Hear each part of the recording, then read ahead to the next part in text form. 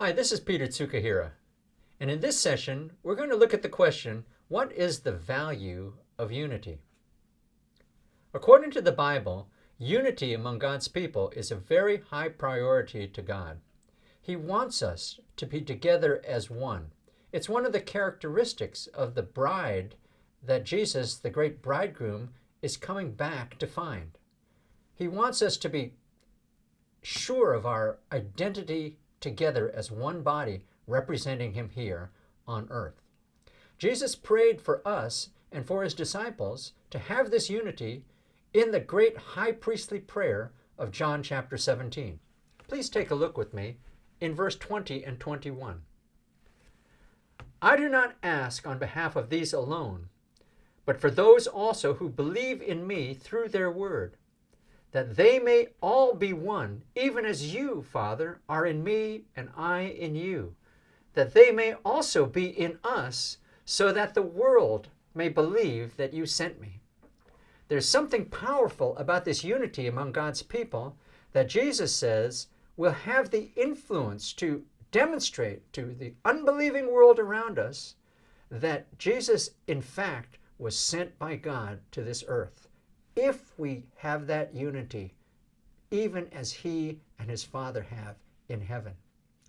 At one point, Jesus prayed that his disciples would love one another, and that this loving each other, laying down their differences, would bring them together in this kind of powerful unity. He gave them a new commandment in John chapter 13, verses 34 and 35.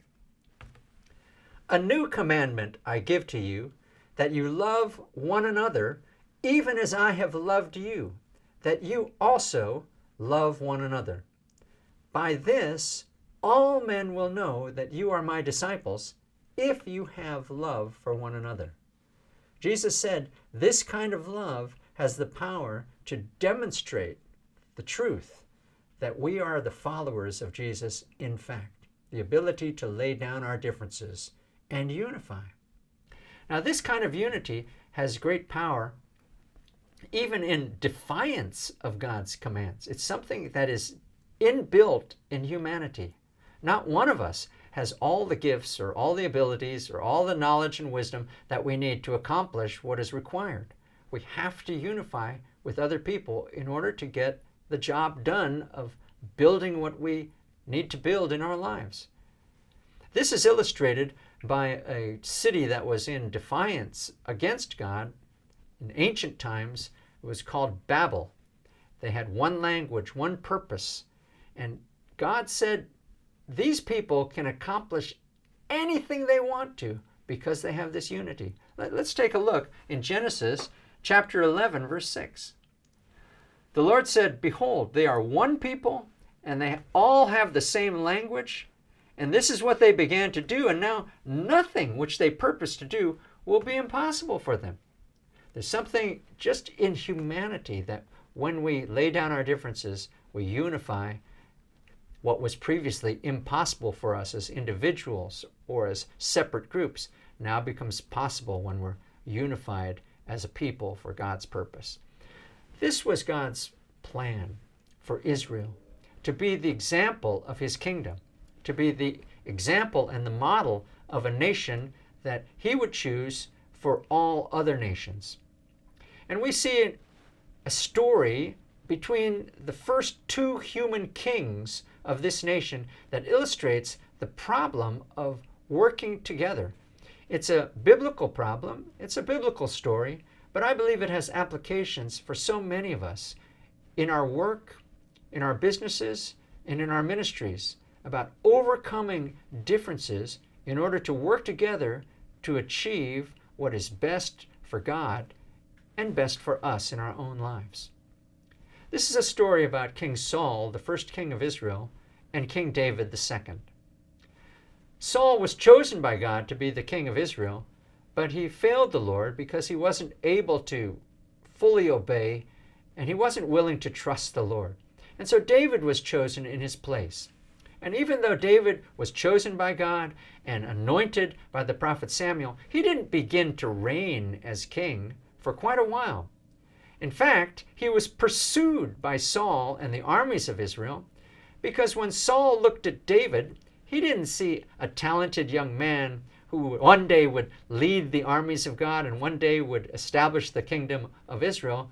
He saw an adversary and he saw a threat. And so he sought to execute David. David ran from Saul. And there's an account of something that took place between these two powerful men that is recorded in Scripture. Please turn with me to 1 Samuel chapter 24, starting in verse 1. Now when Saul returned from pursuing the Philistines, he was told, saying, Behold, David is in the wilderness of En-gedi. Then Saul took 3,000 chosen men from all Israel and went to seek David and his men in front of the rocks of the wild goats.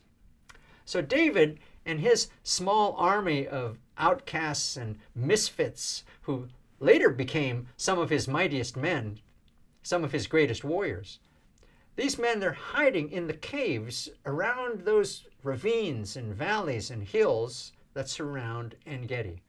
Saul and his army come down pursuing them, hoping to capture David so he can be killed. According to the Bible, Saul found a cave and went inside to relieve himself, and it was the very cave where David and some of his men were hiding in the back. The men who were with David urged him to kill Saul. They said, now's your chance.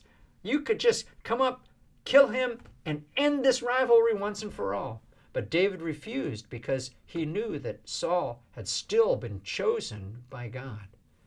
So he crept close to Saul and he cut off the edge of his robe. And then Saul went out of the cave and down across the valley and rejoined his men. But afterwards, David came out of the cave, showed himself to Saul, and spoke to him across that valley. Here are the words that David said. Turn to verse 8. Now afterward, David arose and went out of the cave and called after Saul, saying, My lord the king.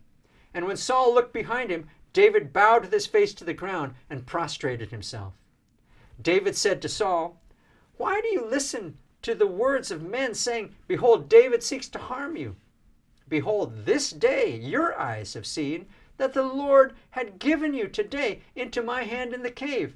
And some said to kill you. But my eye had pity on you, and I said, I will not stretch out my hand against my Lord, for he is the Lord's anointed. So here is David shouting across the valley to Saul, holding up the edge of his robe that he cut off in the cave. And as he speaks to Saul, truth pierces the old king's heart, and he knows that what David is saying is true. Later he speaks to David about what he knows will come to pass. Please look with me in verse 20. Here's what in the end Saul said to David on that day near En-gedi. Now behold, I know that you surely will be king, and that the kingdom of Israel will be established in your hand. So now swear to me by the Lord that you will not cut off my descendants after me, and that you will not destroy my name from my father's household. David swore to Saul, and Saul went to his home, but David and his men went up to the stronghold. So after this incredible conversation, Saul and his army, they stop pursuing David on that day, and they go back to Jerusalem, and David and his men remained in hiding. But as far as we know, the rivalry between the two of them never ended. And David always feared that Saul would take his life, and Saul never turned back from his purpose of killing David if he got the chance. Now, we don't often ever learn what if things had been different. What if we'd made a different decision? What if we'd gone down a different path? But for the purposes of understanding what God wants from his leaders, let's imagine, what if the conversation between Saul and David had ended differently that day? What if Saul had said to David at that time, David, you know what? You're right. This is foolish. We're wasting the resources of our nation. We're wasting our lives for for me to chase after you like this. Let's lay down the sword. Let's decide to make a covenant of unity today. Come back with me to Jerusalem. Let's find a way to serve this nation and to serve the kingdom of God together. What if they had made an agreement that day? How much more could they have done together to build up Israel into the nation God wanted it to be and to extend God's kingdom throughout the world? And how different their own lives would have ended. Some months later, according to the Bible, Saul and his army ended up in a desperate battle in the north of Israel against their enemies, the Philistines. According to the Bible, Jonathan and Saul are struck by arrows from the Philistine archers, and Jonathan's life is lost. And later, Saul too is killed by his enemies. What if, on that desperate day, they had David alongside of them? David, one of the greatest warriors ever produced by the nation of Israel. And what if he was there with 500 of his chosen and mighty men? Couldn't they have turned the tide of battle on that day? And wouldn't Saul's own life and the life of his family have turned out completely differently?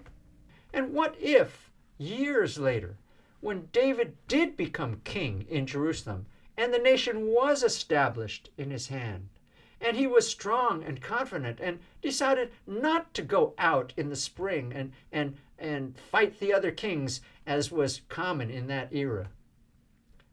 We know from the Bible that spring he remained in Jerusalem, and he noticed a beautiful young woman bathing below his window. He took that woman to be his own, in spite of the fact that she was married to one of his officers.